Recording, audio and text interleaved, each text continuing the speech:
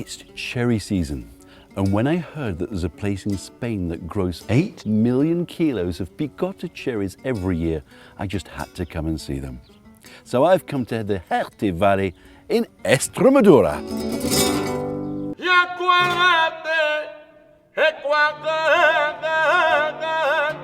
The Jerte Valley boasts over 300 square kilometers of cherry orchards. It employs 15,000 people during peak picking season, and it's surrounded by 11 wonderful villages full of history and wonderful architecture.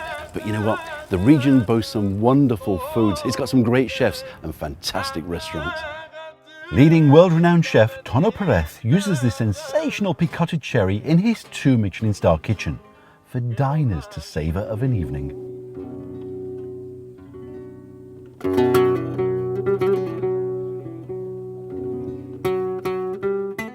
These hand-picked cherries are particularly special because they are unique to the Jerte Valley and as such are protected by denomination of origin certificate.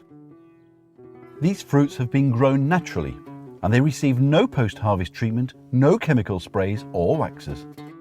The word picotta means peaked, which directly relates to the shape of the cherry, which has a slight peak to the base.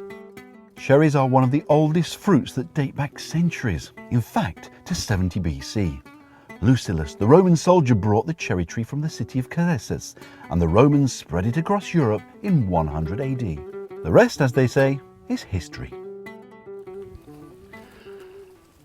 The Picotta cherry, the only cherry in the world to be picked without a stalk.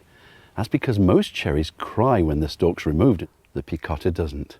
That means they stay fresher for longer. The Picotta cherry has also one of the sweetest cherries on the market. It's got a bricks measurement, the measurement of sugar, which is up to 19 bricks. Most cherries are only 12. Delicious.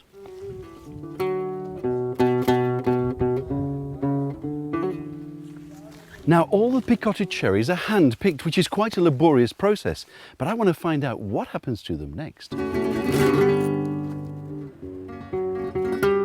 There are 5 companies within the cooperative. Combined, they pick over 8 million kilos per annum. And this factory looks after nearly 3.5 million kilos of them. So when the fruit comes in, what we do with it is we wash it, first of all, and secondly we put it through a cold shower that brings the temperature of the fruit below 5 degrees. After that, the fruit is selected, and once it's selected, it's taken one level up, so it's distributed through the different packing lines where it's finally packed and sent to the UK.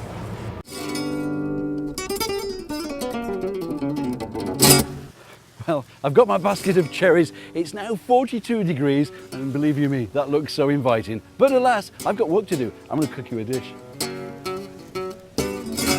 And what I thought I'd do for you today is a stunning dish using those Picotta cherries. How about a casserole of Picotta cherries, flamed in a little bit of kirsch, with a fantastic, stunning chocolate mousse. The combination of the Picotta cherries and chocolate, it is absolutely stunning. Right, we're going to start off with a little bit of chocolate. I've used 70% dark chocolate, and I've just melted some very, very gently over a pan of hot water. Whisk a little bit of egg white. Now, the egg white is going to give us the lift. It's going to give us the aeration that we need to make that chocolate mousse.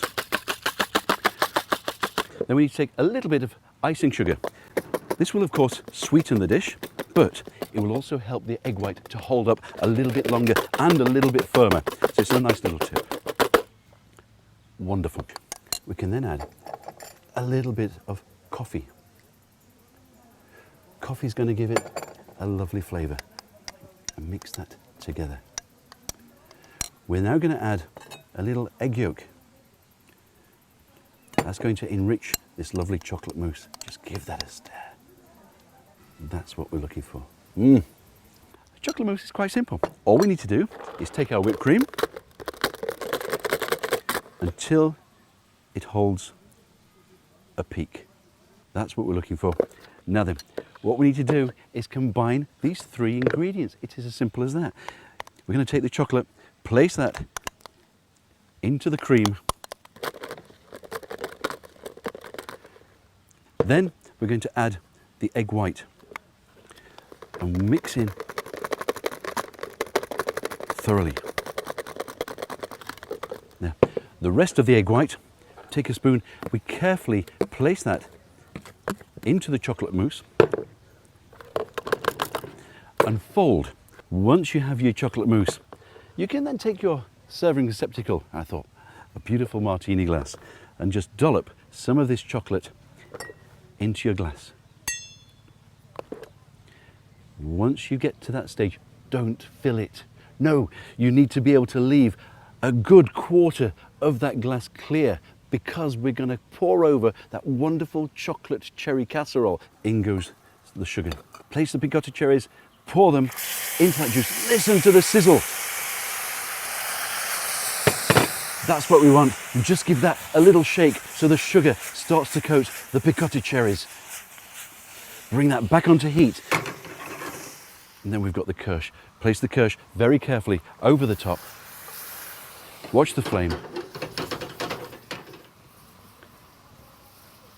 We then take a little bit of red wine, pour the red wine very carefully into those cherries. Bring that up to the simmer. It is simple but so delicious. Now then, we're going to pour that, yes, we're going to pour that on top of our stunning chocolate mousse. That's ready right just there. You can put that in the refrigerator, it'll chill it off nice, but I haven't got time for that. I've got some people that want to taste it. Come on in, guys. These are the Picotta Cherry pickers. Who better to taste my dish? How you doing? You good?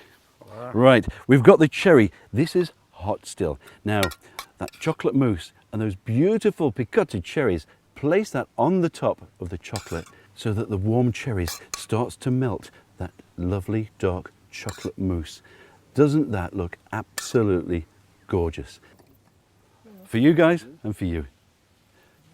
So what do you think of that? Fantástico, la mejor. That's good. I think that means the best in Spanish. Well, what more can I say? Well, from the grounds of the Hotel Balnearia, from the Jerte Valley, and of course, thanks very much to the Picotta Cherry. All I can say now is, adios.